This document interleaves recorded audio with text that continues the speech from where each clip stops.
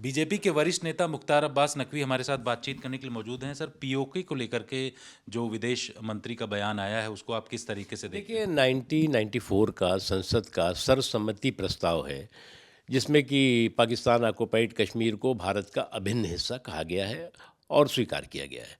और 1994 का जो सर्वसम्मति प्रस्ताव है उसका ही सम्मान करते हुए नरेंद्र मोदी जी की जब सरकार आई, तो जो डिलिमिटेशन हुआ जम्मू एंड कश्मीर का, उसमें अमित शाह जी ने 114 सीटों में से 24 सीटें पाकिस्तान ऑक्युपाइड कश्मीर के लिए सुरक्षित की है।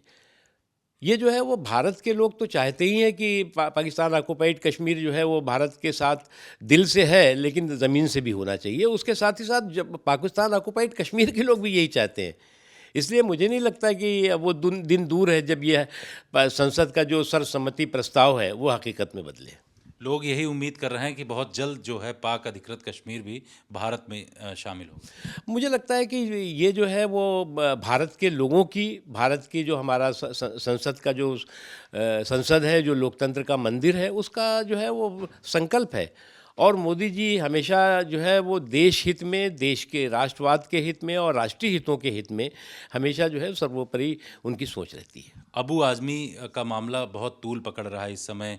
महाराष्ट्र में देवेंद्र फडणवीस की तरफ से कहा गया कि उनके ऊपर एक्शन होगा इस तरीके देखिए, का। अभिव्यक्ति की स्वतंत्रता आक्रांताओं की स्तुति नहीं बन सकती।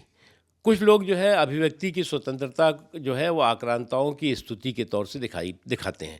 और इन जालिमों के जुर्म और जुल्म के जो जय जयकारी जमात है, उसको एक बात समझना चाहिए कि इन जालिमों के जो क्रूर कमनल करतूतें हैं, उस पे जो है वो आप कोई भी सियासी सुरक्षा कवच चढ़ाने की कोशिश करेंगे तो लोग उसे स्वीकार नहीं करेंगे।